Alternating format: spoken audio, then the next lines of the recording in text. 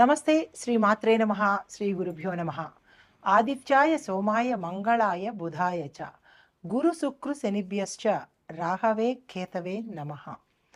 మనకి ఖగోళ శాస్త్రంలో దృక్పంచాంగం ప్రకారము జ్యోతిష ప్రకారము 9 గ్రహాలు మనకి 12 రాసులు ఇలా విభజించబడి ఉన్నాయి. అయితే ఒక్కొక్క గ్రహానికి ఒక్కొక్క ప్రత్యేకత, ఒక్కొక్క విశిష్టత, వాళ్ళిచ్చే ఫలాలు, పరిహారాలు ఎలా ఉంటాయి అనేది ఒక అంశమైతే, ఒక్కొక్క గ్రహానికి శని గ్రహానికి, రాహుకేతువులకి, కుజుడికి, రవికి, చంద్రుడికి ఇలా వారి వారి యొక్క ప్రత్యేకతలు వారివి అయినప్పుడు వారు ఈ రాసుల మీదకి పరిగణలోకి తిరుగుతున్నప్పుడు ఉదాహరణకి కుజుడు ఇప్పుడు మిథున రాశిలోకి వస్తున్నాడు అంటే ఆయన యొక్క ఫలితాలు ఒక్కొక్క రాశిలో ఎలా ఉంటాయి, ఇది కామన్. ప్రతిసారి మనకి ఖగోళంలో ఈ మార్పు చేర్పులు జరుగుతూ ఉంటాయి, తిరుగుతూ ఉంటారు. అప్పుడు తిరుగుతున్నప్పుడు మనకి ప్రత్యేకంగా ఒకరోజు ఒకలాగా, ఒక వారమంతా ఒకలాగా, ఒక నెలంతా ఒకలాగా, ఇలాగా వారి యొక్క పరిభ్రమణను బట్టి, వారి యొక్క గమనాన్ని బట్టి మనకి స్థితిగతులు మారిపోతూ ఉంటాయి, ఆరోగ్యాలు మారిపోతూ ఉంటాయి. లేదా మన యొక్క ఫలితాలు ఒకరోజు ఒకలాగా, ఒకరోజు ఇంకొకలాగా, ఆకస్మికంగా ధనం రావడము, ఆకస్మికంగా ధనం పోవడము, ఇలాంటి చిన్న చిన్న అంటే దుష్ప్రభావాలు, మంచి ఫలితాలు కూడా ఇస్తూ ఉంటారు. అందులో భాగంగా ఇప్పుడు ప్రస్తుత అంశము కుజుడు మిథున రాశిలోకి ప్రవేశించేటప్పుడు ఎలాంటి ఫలితాలు ఇస్తున్నాడు, అది మేషాది ద్వాదశ రాశుల వారికి ఎలా ఉండబోతోంది అనే దాన్ని చెప్పుకునే దానికి ముందు కుజుడు అనేది ప్రత్యేకమైన గ్రహం అన్నమాట. అంటే జ్యోతిష శాస్త్ర ప్రకారము కుజుడిని అంగారకుడు అంటారు. అంటే ఆయన ఎర్రని రంగు కలిగిన వాడనమాట. అయితే ఈ గ్రహాలన్నిటిలోకి ఈ కుజగ్రహానికి కొంచెం భయపడతారు. ఎక్కడ భయపడతారు అంటే ఆరోగ్యరీత్యా కొంతమందికి ప్రభావాన్ని చూపిస్తాడు, వివాహానికి సంబంధించి విపరీతమైన ప్రభావాన్ని చూపిస్తాడు. అంటే ఈ కుజగ్రహానికి అధిపతిగాను మనం సుబ్రహ్మణ్యేశ్వర స్వామిని ఎక్కువగా పూజిస్తూ ఉంటామన్నమాట. అంటే సర్పరూపంలో ఉన్న సుబ్రహ్మణ్యేశ్వర స్వామి అధిదేవత, అంటే కుమారస్వామి అధిదేవతలుగా మనం పూజన చేస్తాము. అయితే ఈ కుజగ్రహానికి ఎందుకు మనం ఇంత భయపడతాము అంటే కనుక గ్రహాలకు అధిపతిగా ఈయన్ని మనం కొలుస్తాము. కుజగ్రహము గ్రహాలన్నిటికీ కూడా అధిపతి అన్నమాట. అయితే ఈ గ్రహము రక్తము, బలము, భూమి మీద ఎక్కువగా ప్రభావం చూపిస్తుంది. అంటే ఒక మనిషి శరీరంలో రక్తం మీద, అంటే రక్తం తక్కువగా ఉండడము, రక్తానికి సంబంధించిన దోషాలు రావటము, ఇలాంటి వాటి మీద చూపిస్తుంటాడు. మరొక దేని మీద చూపిస్తాడు మనిషి మీద? బలం యొక్క, అంటే బలం అంటే శక్తి మీద అనమాట. కొంతమంది ఒక్కొక్కసారి అంటుంటారు మాకు శక్తి లేదండి, బలం లేదండి అంటారు. అంటే వారికి కుజుడు బలహీనంగా ఉన్నాడు అని అర్థం అనమాట. అంటే బలం లేకపోవడము, రక్తహీనత రావడము, అది వైద్య పరిభాషగా మనం ఏమనుకుంటాము, రక్తహీనత, ఐరన్ లోపము అనుకుంటాము. ఆధ్యాత్మిక పరంగా చూసుకున్నట్టయితే కుజుడు కనుక ఎక్కువ ప్రభావం చూపిస్తే, కుజుడు దుష్ప్రభావాన్ని చూపిస్తే కనుక ఇటువంటి రుగ్మతలు రావడము, బలహీనంగా ఉండడము. అయితే ఇది మనిషి ప్రకారంగా. మరి భూమి మీద ఎలా చూపిస్తాడు అంటే కనుక భూమి బేట్లు వారిపోవడము, పంటలు సరిగా పండకపోవడము, వాతావరణంలో విపరీతాలు సృష్టించబడ్డము, ఇలాంటి వాటి యొక్క ప్రభావం కలిగింది అంటే అది తప్పనిసరిగా కుజుడి యొక్క పరిహారం, అంటే కుజుడి యొక్క ప్రవర్తన అని మనకి అర్థమవుతుందన్నమాట. అయితే ఈ అంగారకుడు తన దిశను మార్చుకుంటున్నప్పుడు కూడా ఇటువంటి ప్రభావాలు ప్రతి ఒక్క రాశి మీద కనిపిస్తూ ఉంటాయి. ఈ సందర్భంలో ఈ అంగారక గ్రహము, అంగారకుడు అంటే కుజుడు అన్నమాట, ఈ క్షీణించడం వల్ల, బలహీనపడడం వల్ల, ఒక్కొక్కసారి క్షీణించినప్పుడు కూడా బలహీనపడినప్పుడు విపరీత పరిణామాలు కొందరికి కలిగితే కొందరికి సామాన్యమైన ఫలితాలు కనబడుతూ ఉంటాయి. అయితే ఇలా జరిగినప్పుడు చాలామంది ఏమని అడుగుతుంటారంటే మేము ఏమేం పరిహారాలు చేసుకోవాలి, మేము ఎట్లా ఉండాలి, మేము ఏం మార్చుకోవాలి అనే సందేహాలు మన ప్రేక్షకులకు కలుగుతుంటాయి. అయితే ఇప్పుడు ఈ ఏ సమయంలోంచి మనకి ఈ కుజుడు వచ్చాడు అనేది ప్రత్యక్షంగా నేను చెప్తాను. ఈ గ్రహ మార్పు అనేది ఎవరికి అధిపతి అంటే కుజుడు మేషరాశికి వృశ్చిక రాశికి అధిపతి. ఇలా ఈ గ్రహాలన్నీ కూడా కొన్ని కొన్ని రాశులకు అధిపతి అవుతారు. ఇప్పుడు శనేశ్వరుడు ఉన్నాడు, మకర కుంభాలకు అధిపతి అన్నమాట. అలాగే కుజుడు మేషరాశికి వృశ్చిక రాశికి కూడా అధిపతి. ఈ అధిపతులు అవ్వడం వల్ల ఒక రకమైన అంటే వారికి ఫేవర్ చేస్తూ ఉంటాడు. ఎవరైతే ఏ రాశులకు అధిపతి అవుతారో ఆ రాశులకి ఫేవర్ చేస్తూ, అంటే ఫేవర్ అంటే మరీ ఎక్కువ ఫేవరిజం కాకుండా కొంచెం సులువు సూత్రాలు ఇస్తుంటాడు. అయితే మిగతా రాశుల వాళ్ళకి ఇవ్వడా అంటే మిగతా రాశుల వాళ్ళకి ఇస్తాడు, కాకపోతే వీరి మీద ప్రభావం ఎక్కువగా ఉంటుందన్నమాట. ఇంకొక పరంగా చూసినట్టయితే కనుక ఈ కుజగ్రహము గత సంవత్సరం అక్టోబర్లో 20వ తారీఖున అంటే 2024 అక్టోబర్లో మిథున రాశిని వదిలేసి కర్కాటకంలోకి ప్రవేశించాడు. కర్కాటకంలోకి ప్రవేశించినప్పుడు ఆ గ్రహస్థానము ఆ ఏడాదంతా ఉంది. అంటే అక్టోబరు, నవంబరు, డిసెంబరు, జనవరి వరకు ఉంది. జనవరి 21 నుంచి మళ్ళా తన స్థానాన్ని మార్చుకొని 25 అంటే 2025 ఇప్పుడు ప్రస్తుతం అన్నమాట, జనవరి 21 నుంచి మళ్ళా మిథున రాశిలోకి వచ్చేశాడు. మిథునంలోకి కర్కాటకంలోకి వెళ్ళి మళ్ళీ రివర్ట్ అయ్యి మళ్ళీ మిథునంలోకి వచ్చాడనమాట. ఈ మిథునంలోకి రావడం వల్ల ఎటువంటి పరిణామాలు చోటు చేసుకుంటున్నాయి? వెళ్ళినవాడు మళ్ళీ వెనక్కి తిరిగిపోయాడు. ఆ తిరగడం వల్ల ఏమైంది, ఎలాంటి పరిణామాలు చోటు చేసుకుంటున్నాయి అనే అంశంలో కనుక మనం చూసినట్టయితే ఈ విషయాన్ని పరిశీలించేదానికి ముందుగా మీకు ఒక చిన్న విషయం చెప్తాను. అదేంటంటే కుజుడు బలహీనంగా ఉన్న వారిలో ఏమిటి లోపాలు మనకి మనం వ్యక్తిగతంగా పరిశీలన చేసుకోవచ్చు. అది ఎలా పరిశీలన చేసుకోవాలి అనేది ఒక్కొక్క పాయింట్ చెప్తాను, వినండి. మనలో ఆత్మవిశ్వాసం పోతుంది. అంతవరకు కాన్ఫిడెంట్గా ఉంటాం. ఎస్, నేను ఏదైనా చేయగలను అని కాన్ఫిడెన్స్ ఉంటుంది. ఎప్పుడైతే కుజుడు బలహీనపడ్డాడో అప్పటి వరకు బాగున్న వాళ్ళు ఏమంటారు, నేను ఈ పని చేయలేను, నేను చాలా బలహీనంగా ఉన్నాను, నాకు అసలు బాగోలేదు, నేను చేయగలనా అని ఒక నిరాశలోకి వెళ్ళిపోతారనమాట. అప్పుడు మనం ఏం గ్రహించుకోవాలి, ఓహో కుజుడు బలహీనపడ్డాడు అని ఒక చిన్న ఇండికేషన్ అనమాట. దీనితో పాటుగా ఏమిటి, తొందరగా అనారోగ్యం పాలైపోతారు. రెండో పాయింట్, ఫ్రీక్వెంట్గా హెల్త్ ఇష్యూస్ వస్తుంటాయి. జలుబు, దగ్గులు, ఇలా ఏవేవో హెల్త్ ఇష్యూస్ వస్తుంటాయి. అలాంటప్పుడు కూడా మనం ఏం గమనించుకోవాలి, కుజుడు బలహీనపడ్డాడు అనే అంశాన్ని పరిశీలన చేసుకోవాలి. మూడో పాయింట్ ఏంటంటే ఏ నిర్ణయాలు తీసుకోవాలన్నా తటపటాయిస్తుంటారు. అది ఎవరైనా విద్యార్థులు కావచ్చు, ఎవరైనా మనిషి ఏదైనా నిర్ణయం తీసుకోవడానికి పదే పదే ఆలోచిస్తుంటాడు. మనం కూడా ఏమనుకుంటుంటాం, ఇది చెయ్యాలా వద్దా, వద్దులే అని కాసేపు, లేదు తప్పనిసరిగా చెయ్యాలి అని మరుక్షణం అనుకుంటాం. మళ్ళా ఏమంటారు, వద్దులే అని డైలమాలో సందిగ్ధంలో పడతారు. అలాంటప్పుడు మనం ఏమనుకోవాలి, ఇది ప్రతి ఒక్కళ్ళకి ప్రతి జీవితంలోనూ అనుభవంలోకి వచ్చిందే, కావాలంటే మీరు చెక్ చేసుకోండి. అప్పుడు మనం ఏమనుకోవాలి, కుజుడు మనకి బలహీనపడ్డాడు అని మనం వెంటనే గుర్తు తెచ్చుకోవచ్చు. ఇది మూడో పాయింట్. ఇక నాలుగో పాయింట్ ఏంటంటే ఇంట్లో పిల్లలకు, పెద్దవాళ్ళకి ఇలాగా, చిన్నపిల్లలకి తరచూ అనారోగ్యం రావడం, ఊరికే పడిపోతూ ఉండడము, ఊరికే దిష్టి తగులుతూ ఉండడము, వారు ఏ పని మీద ఇంట్రెస్ట్ చూపించకపోవడము, కడుపు నొప్పని, తలనొప్పని ఏదో సాకులు చెప్తూ ఉండడము, ఇలా వాళ్ళు ప్రవర్తిస్తున్నారు అంటే కనుక తల్లిదండ్రులకి వెంటనే గుర్తుకు రావాలి, ఏమని, మనకి కుజుడు కుజుడు బలహీనంగా ఉన్నాడు అనే అంశాన్ని గుర్తు తెచ్చుకోవాలి. ఇది నాలుగో పాయింట్ అనమాట. అయితే శరీరంలో కొంతమందికి రక్తము తగ్గిపోతూ ఉంటుంది.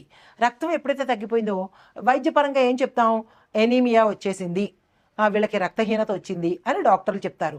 కానీ డాక్టర్లు ఏం చెప్తారు, మందులు చెప్తారు తప్ప వాళ్ళకి ఆధ్యాత్మిక పరంగా తెలియదు కదా, జ్యోతిషపరంగా తెలియదు కదా. జ్యోతిషపరంగా మేమేం చెప్తాము అంటే కుజుడు బలహీనపడ్డాడు కాబట్టి కుజుడికి సంబంధించిన గ్రహాలు శాంతి చేయించుకుంటే, ఎందుకు, కుజుడు రక్తం మీద ప్రభావాన్ని చూపిస్తాడు కాబట్టి దానికి సంబంధించిన పరిహారాలు చేసుకోవాలి. అది తప్పనిసరిగా మనకి జాతకంలోనే బయటపడుతుంది.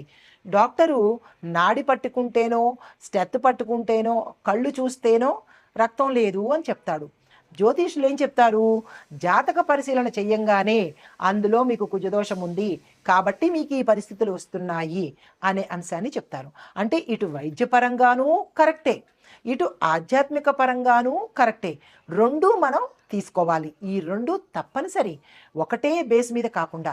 అయితే దీనికి మనం ఏం చేసుకోవాలి అంటే కనుక ఎక్కువ క్యారెట్ తీసుకోవాలి. అంటే రక్తం తక్కువ ఉన్న వాళ్ళకి రెమెడీస్ చెప్తున్నాను. క్యారెట్ తీసుకోండి, టమాటాలు తీసుకోండి, బీట్రూట్లు, పప్పు, బెల్లము, ఇటువంటి పదార్థాలు మీరు తీసుకుంటూ ఇవే పదార్థాలు దానంగా ఇచ్చేయండి. అంటే వైద్యపరంగా మీరు ఇవి తింటూ ఉండాలి, ఆధ్యాత్మిక జ్యోతిష్యపరంగా ఇవి దానాలు ఇవ్వాలి. ఇస్తే అటు డాక్టర్ని మీరు సాటిస్ఫై చేసినట్టు, ఇటు గ్రహాలని కూడా సాటిస్ఫై చేసినట్టు అనమాట. గుర్తుపెట్టుకోండి, ఇవి మీరు దానంగా ఇవ్వాలి. దీనితో పాటుగా సాధ్యమైనంత వరకు డాక్టర్లు ఏం చెప్తుంటారు, ఎక్కువగా మీరు నేల మీద పడుకోండి, దిళ్ళు పెట్టుకోకండి అని చెప్తుంటారు కదా, అది వైద్యపరంగా. అయితే ఇప్పుడు జ్యోతిషపరంగా కూడా మనం ఏం చేయాలి, కుజగ్రహం తక్కువగా ఉన్నప్పుడు, బలహీనంగా ఉన్నప్పుడు తప్పనిసరిగా మీకు ఈ సిమ్టమ్స్ కనపడుతుంటే నేల మీదే పడుకోండి. ఎందుకు అంటే కుజుడు అంటే అంగారకుడు భూమిపుత్రుడు కదా, కాబట్టి భూశయనం తప్పనిసరి అన్నమాట. అప్పుడు కొంత గ్రావిటేషనల్ పవర్గా, అంటే నేను మీకు రెండూ చెప్తున్నాను, ఆధ్యాత్మికంగాను చెప్తున్నాను, అంటే ఆధ్యాత్మికం అంటే జ్యోతిషపరంగాను చెప్తున్నాను, ఇటు వైద్యపరంగాను చెప్తున్నాను. ఈ వైద్యపరంగా కూడా ఏం చేయొచ్చు, మనం నేల మీద పడుకోవచ్చు. నేల మీద ఎందుకు అంటే భూమికి గ్రావిటేషన్ పవర్ ఉంటుంది కాబట్టి మనలో ఏదైనా శక్తిహీనత ఉంటే, వెంటనే నెగిటివిటీ ఉంటే అది భూమి తీసేసుకుంటుంది అనమాట. ఆ పరంగా భూమి మీద పడుకోమని చెప్తారు. ఇటు జ్యోతిషపరంగా అంగారకుడు భూమిపుత్రుడు కాబట్టి భూశయనం చేస్తే మనకి రక్త ప్రసరణ ఎక్కువగా, నరాలు యాక్టివేట్ అయ్యి రక్త ప్రసరణ వృద్ధి అవుతుంది. ఇది 2 పరంగా చెప్తున్నాను, జాగ్రత్తగా వినుకోండి. దీంతో పాటుగా ఏం చేయొచ్చు అంటే కనుక ప్రతిరోజు సూర్యుడికి నమస్కారం పెట్టాలి, తప్పదు. సూర్యుడికి నమస్కారం పెడితే కొంత పరిహారం కలుగుతుందన్నమాట. దీనితో పాటుగా మరికొంత ఏంటంటే చిన్న చిన్న పరిహారాలు చెప్తాను. ఆ పరిహారాలు జ్యోతిష్యపరంగా చెప్తాను, అది తర్వాత ఎపిసోడ్లో చెప్తాను. తప్పనిసరిగా వినండి, స్కిప్ చేయకండి. ఇప్పుడు కుజుడు మనకి ఎలాంటి ఫలితాలు ఇస్తాడు అనే అంశాన్ని చూసాం కదా. అయితే ఈ కుజదోష నివారణలు మనం ఆధ్యాత్మిక పరంగా, జ్యోతిష పరంగా ఎలా చేసుకోవాలి అనేది ఒక్కొక్క పాయింట్గా చెప్తాను. వీలైతే నోట్ చేసుకోండి, లేదా అంటే మళ్ళా చూసుకోండి. చాలా మోస్ట్ ఇంపార్టెంట్ అయిన రెమెడీస్ నేను మీకు అందిస్తున్నాను. కుజదోష నివారణకు శివాలయంలో ఏకాదశ రుద్రాభిషేకం చేయించుకోవాలి, మొదటి పాయింట్. 7 మంగళవారాలు చేయించుకోవాలి. మీకు సందేహం రావచ్చు, ఎన్నిసార్లు చేయించుకోవాలి అని. 7 మంగళవారాలు శివాలయంలో ఏకాదశ రుద్రాభిషేకం చేయించుకోవాలి, మొదటి పాయింట్. అది ఎప్పుడు చేయించుకోవాలి, ఉదయం 7 గంటల లోపల, ఇది ఫస్ట్ పాయింట్. తరువాత నాగుల పుట్టను దర్శనం చేసుకొని పుట్టమన్ను చెవికి ధరించాలి, ఇది రెండో పాయింట్, తప్పనిసరిగా చేసుకోవాలి.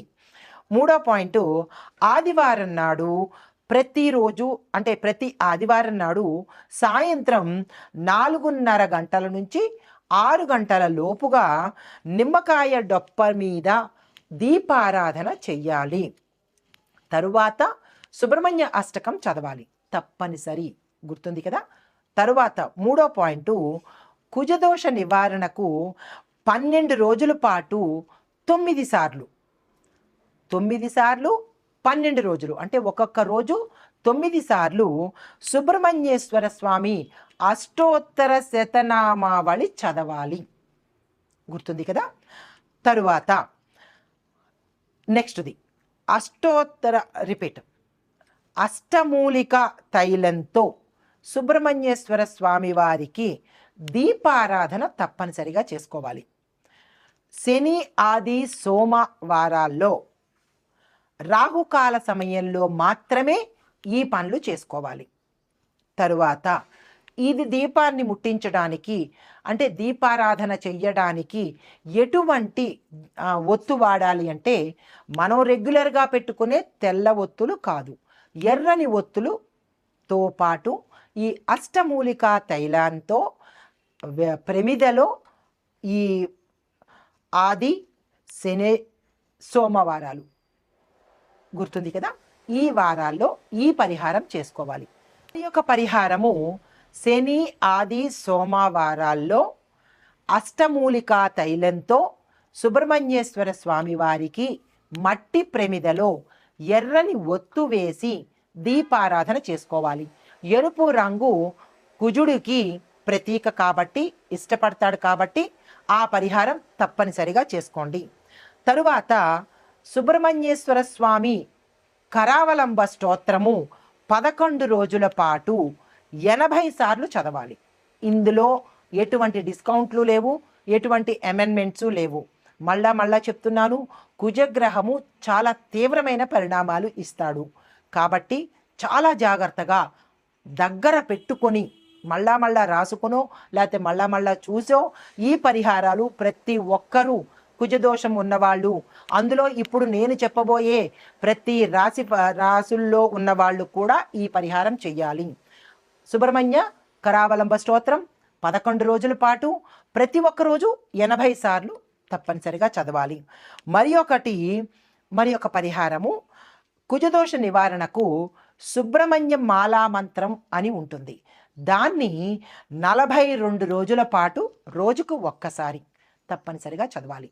ఇప్పుడు ఇంత వివరంగా చెప్పాను కదా, ఈ పరిహారాలు మీరు ఎక్కడ రాసుకుంటారో రాసుకోవడమో వినడమో చేసుకుని ఈ పరిహారాలు కుజదోషం ఉన్నవారు మీ జాతక పరిశీలన చేయించుకుని తప్పనిసరిగా ఈ పరిహారాలు చేయాలి. ఇందులో డిస్కౌంట్స్ కానీ అమెండ్మెంట్స్ కానీ ఎటువంటి కన్సెషన్స్ కానీ ఉండవు.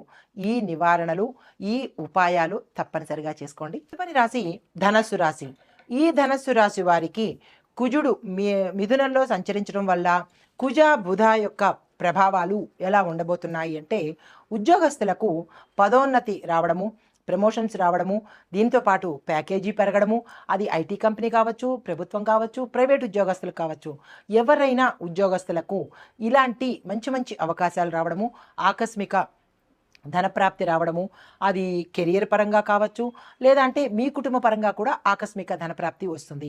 దీనితో పాటుగా శుభవార్తలు వినడము, శుభకార్యాలు చేసుకోవటము, కొంతమందికి అయితే వస్తు వాహన భూమి గృహాలు కొనుక్కునే అవకాశం కూడా ఆ కుజుడు ఇస్తున్నాడు. ఇక్కడ భూమికి కూడా కొనుక్కునే అవకాశము, ఇల్లు కొనుక్కునే అవకాశం కూడా ధనస్సు రాశి వారికి ఆ కుజుడు అనుగ్రహిస్తున్నాడు. దీంతో పాటు వ్యాపారస్తులు కనుక చూసినట్టయితే పెట్టుబడులు లాభాలు వస్తాయి, కానీ తొందరపడి ఎక్కడ పడితే అక్కడ ఏదో దాంట్లో ఇన్వెస్ట్ చేసేద్దాము, ఏదో అంటే కొంతమంది మీకు ఆశ చూపించవచ్చు, మేము రేట్ ఆఫ్ ఇంట్రెస్ట్ ఎక్కువ ఇస్తున్నాము, మా దాంట్లో పెట్టుబడి పెట్టండి అని చెప్పొచ్చు. ఆ అడ్వర్టైజ్మెంట్కి మీరు ప్రలోభపడిపోయి గబుక్కన నిర్ణయాలు తీసేసుకుని అక్కడ కనుక పెట్టుబడి పెట్టినట్టయితే పూర్తిగా నష్టపోయే అవకాశం ఉంది. కాబట్టి మీరు పెట్టుబడులు పెట్టేటప్పుడు, నిర్ణయం తీసుకునేటప్పుడు ఆచితూచి వ్యవహరించండి. అది మంచిదా కాదా అనే యోచన చేసి తొందరపడకుండా నిదానంగా మీరు పెట్టుబడులు పెట్టండి, వ్యాపార విస్తరణ చేసుకోండి. మీరు ఏదైతే చేయాలనుకున్నారో 1-2 సార్లు ఆలోచన మాత్రం తప్పనిసరిగా చేసుకోవాలి వ్యాపారస్తులు.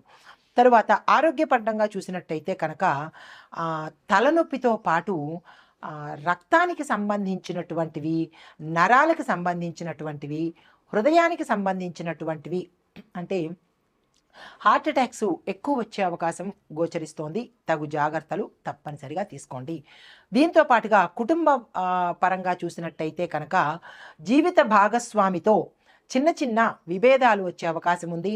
తద్వారా కుటుంబంలో మీకు వ్యతిరేకత ఏర్పడే అవకాశము మీ బంధువుల్లో కావచ్చు, మీ యొక్క స్నేహితుల్లో కావచ్చు, చిన్న విభేదాలు రావడము, అవి కొంతమంది విపరీత ధోరణులకు కూడా వెళ్ళే అవకాశం కనబడుతోంది. తగు జాగ్రత్తలు తీసుకోండి. దైవారాధన మీరు తప్పనిసరిగా చేసుకోవాలి. దానితో పాటుగా నవగ్రహ స్తోత్ర పారాయణ తప్పనిసరిగా చేసుకోండి.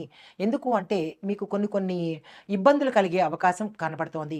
ఆదిత్యాయ సోమాయ మంగళాయ బుధాయ చ గురు శుక్రు శనిభ్యశ్చ రాహవే కేతవే నమః అనే ఈ మంత్రాన్ని 9 సార్లు ప్రతిరోజు తలుచుకోండి, జపించుకోండి.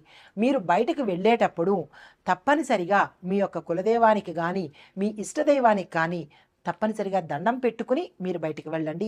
చిన్న ప్రమాదాలు కానీ ఇలాంటివి ఏవైనా విపరీత పరిణామాలు చోటు చేసుకోకుండా ఉంటాయి.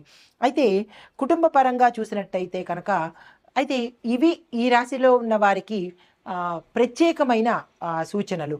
అయితే పరిహారాల దగ్గరికి వచ్చినట్టయితే హనుమాన్ని తప్పనిసరిగా మీరు పూజించండి. ప్రతి మంగళవారము హనుమంతుడి ఆలయ దర్శనం తప్పనిసరిగా చేసుకోండి. దీనితో పాటుగా నవగ్రహ ఆలయ సందర్శనం చేసుకుని అక్కడ కుజుడికి సంబంధించినటువంటి పరిహారాలు తప్పనిసరిగా చేయించుకోండి. దీనితో పాటు ప్రతి మంగళవారము మీరు ఎర్రని బట్టలు మీ దినచర్యలో భాగంగా పెట్టేసుకోండి. లేకపోతే కనుక చిన్న చిన్న ఇబ్బందులతో వచ్చే అవకాశం ఉంది. ఇది మాత్రం గుర్తుపెట్టుకుని మరీ చేసుకోండి. ఇది ఈ రాశిలో ఉన్నవారికి జ్యోతిష్యపరంగా గోచార రీత్యా చెప్పే ఫలితాలు, పరిహారాలు. నమస్తే. ఆ కుజగ్రహము మిథున రాశిలోకి ప్రవేశించడం వల్ల మొత్తం మీద ఒక్కొక్కరికి ఎలా ఉండబోతోంది అంటే, అన్ని గ్రహాలు అన్ని రాశుల వాళ్ళకి ఉద్యోగస్తులకు ఒత్తిడి పెరుగుతుంది, కానీ కొత్త అవకాశాలు వస్తాయి. వ్యాపారస్తులకు పెట్టుబడుల్లోనూ మంచి అవకాశాలు వస్తాయి. కొన్ని వ్యాపారాలు నష్టాల్లోకి వెడతాయి. ఆరోగ్యపరంగా చూసినట్టయితే శస్త్రచికిత్సలు జరగడము, హృదయానికి, లంగ్స్కి, తర్వాత జీర్ణ వ్యవస్థకు, ఇలా మేజర్ పార్ట్లకు ఇబ్బంది కలిగే అవకాశం ఉంది. అది జాగ్రత్తలు తీసుకోండి. కుటుంబపరంగా ఒత్తిడులు, విడిపోవడాలు ఇలాంటి సమస్యలు కనబడుతున్నాయి. అవి జాగ్రత్తలు తీసుకోండి. అయితే ముఖ్యమైన పరిహారాలు ఓవరాల్గా చెప్పదగినది ఏంటంటే, హనుమాన్ చాలీసా ప్రతి ఒక్కళ్ళు 3 సార్లు చదవవలసిందే. తరువాత రక్తదానం తప్పనిసరిగా చేయాల్సిందే. ఎర్రని వస్త్రధారణ ప్రతి మంగళవారము ధరించవలసిందే. గోపూజ, శివపూజ తప్పనిసరిగా చేయవలసిందే. ఇవి ఓవరాల్గా ఈ పరిహారాలు కుజ ప్రభావ సంబంధిత దోషాలు ఉన్నవాళ్ళు తప్పనిసరిగా చేయించుకోవాలి. ఇది మరీ చెప్తున్నాను. ఆ దిశగా మీరు ప్రయత్నం చేయండి. నమస్తే.